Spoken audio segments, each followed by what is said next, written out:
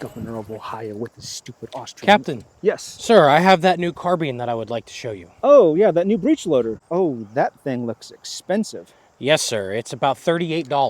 $38, and you can only load one round in it? No, sir. It holds 7. Where? In a magazine. That's called a tubular magazine back here in the buttstock. You're an ordnance sergeant. You know that a magazine is a building where you store ammunition and gunpowder and shells. You don't put magazines in a gun. So you have to take this item called a follower out, and this is what holds pressure on your ammunition. And they're self-contained cartridges. Now, I have them in this. Yes. So you put one in there, and then that's how you load the gun. No, it takes 7. 7? Yes. Like one for each day of the week?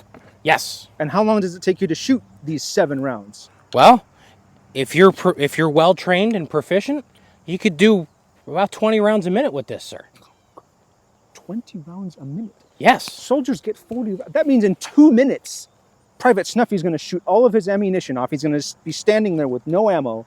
How am I supposed to go explain this to General Ripley? That's how you reload, sir. General Ripley is probably not going to like this. You remember what he said about that Vandenberg volley gun we tried to do the other day? Yes, sir. I know, but this is so much better. Yes. It's far too complicated. That looks like it has more than 3 moving parts, which, as we all know, is the absolute limit. So, I mean, I have to be somewhere in 2 minutes. The governor of Ohio was upset. Apparently, we sent him the wrong ammo again for his stupid 71 caliber Austrian guns or something. So the chief of ordnance wants me in his office. It's this big deal. So unless you can demonstrate this thing in the next 2 minutes, I have to go. Yes, and sir. as we know, you can't load and fire a carbine in 2 minutes. Sir, I can load and fire 40 rounds in 2 minutes, and I can show you in that time. This is well worth that money. General Ripley is not going to like this, but all right, you've got me here. Show me. Let's shoot the thing. All right, sir, let's go.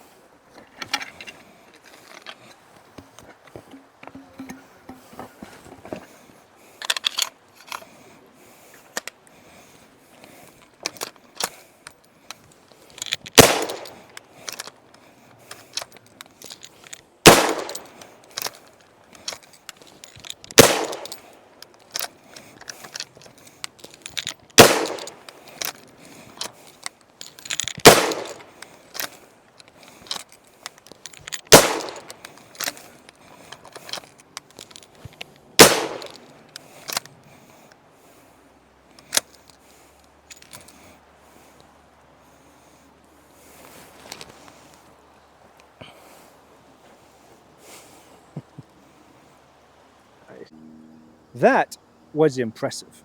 Yes, sir, I agree.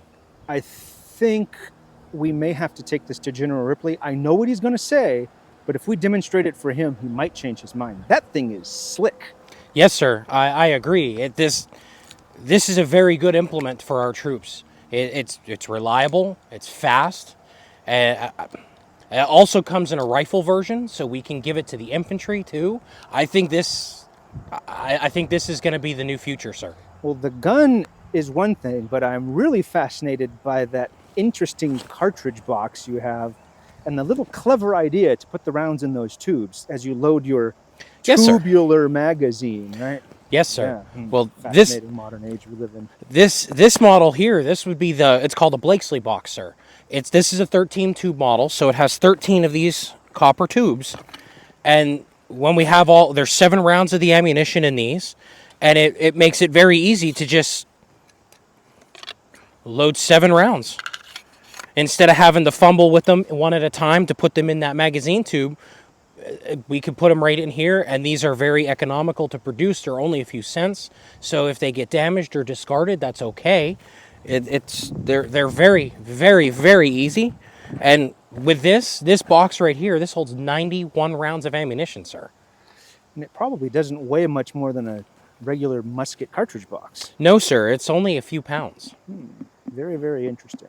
Yes. So if someone in the future, let's say 163 years from now, wanted to obtain one of those interesting cartridge boxes for their magazine-fed newfangled rifle, which is probably never going to catch on, where could one go and find one of those?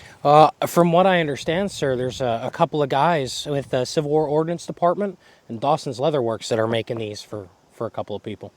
Are they now? Yes, sir. And is there a place someone could go to obtain one if they wanted to feed 13 tubes with 7 rounds into their Spencer and just turn money into smoke and noise? Oh, yes, sir. I'll reach out to those guys at the Civil War Ordnance Department, and they'll take care of them. They're on the Facebook, I understand, right? Yes, sir. Very interesting. All right, well, Ordnance Sergeant, that was a very good recommendation. A lot better than that 2-barreled cannon with the chain between the cannonballs you tried to show me last month. That was a flop. But this actually has some promise. So excellent job. Good work on your research. And I will go off and tell the governor of Ohio he can shove it, and we're going to give him some fancy new Spencers. Yes, sir. Right, you're very good. Carry on. Thank you, sir. So we come to the Spencer, one of the first magazine-fed repeating rifles in history, and not the first time you've seen one on this channel, although I've always viewed them with a degree of suspicion. And quite famously, General Ripley, who was the chief of ordnance during the American Civil War, and whose commission hangs here on my wall, by the way, he was not interested very much in the Spencer. He's been tarred and feathered for being an old fogey who was too ignorant to recognize the obvious advantages of a magazine-fed repeating rifle. But in context and in reality, consider that the Spencer cost 3 or 4 times more than a conventional rifle musket, and the ammo cost 10 times more per round than the mini ball cartridge for the Springfield rifle. And couple that with the Spencer shooting a glorified pistol cartridge, basically, with terrible ballistics beyond 100 yards. So the Ordnance Department was considering this super expensive gun with lots of complicated moving part that's only effective at pistol range. You might see why they weren't too excited to adopt one, but Ripley finally had to be shuffled out of the Ordnance Department for the Army to finally make contracts for Spencers. And by 1863, 1864, we had realized that Civil War battles are real close-up and nasty affairs. They're not taking place at 400 or 500 yards, but at 90 or 120 yards. So even the weak sauce Spencer round can reach out that far. But having broken through, hopefully, some of the Spencer worship, we can see this gun in its historic context and appreciate it for what it was, a truly fascinating, incredibly modern leap in firearms technology.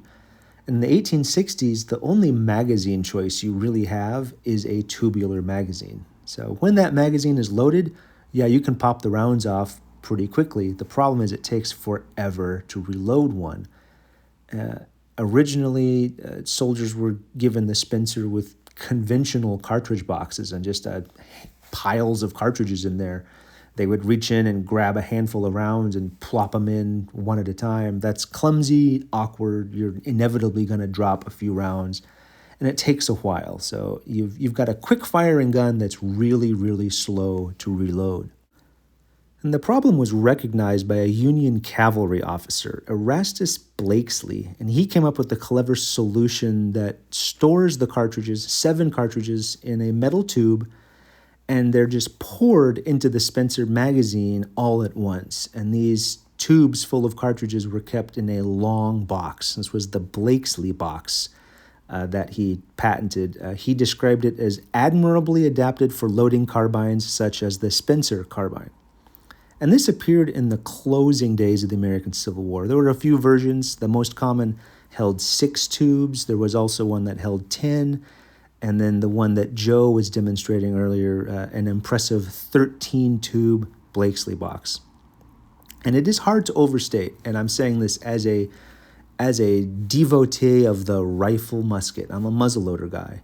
But it is hard to overstate just the sheer amount of individual firepower in 1865 that a soldier with a Spencer carbine and one of these 13-tube Blakeslee boxes just had. Nothing like it seen at the individual soldier level ever before. So it is impressive. And if you want one, my friend Joe is recreating that 13-tube box. He's teamed up with a great leather worker. He's sourcing the correct buckles, the hinged lid. And if you want one, he will make you one. You can find him on Facebook at the Civil War Ordnance Department.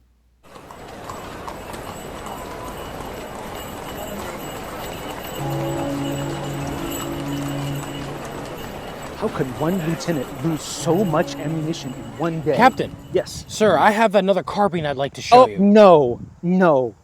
How many bullets does that thing hold? Well, 20, sir. But it reloads itself. No, reloads itself. You know what General Ripley did to me when I brought that Spencer thing with its tubular magazine in? He almost drummed me out of the Ordnance Department. He said that thing is a newfangled monstrosity. It will not get anywhere near the troops. No. Get out. No. You're not going to win a war with guns that shoot that fast. You need a gun that you can load one bullet in at a time, shove it down with a stick, just like Grandpa did against the British. No, just get out. Officers.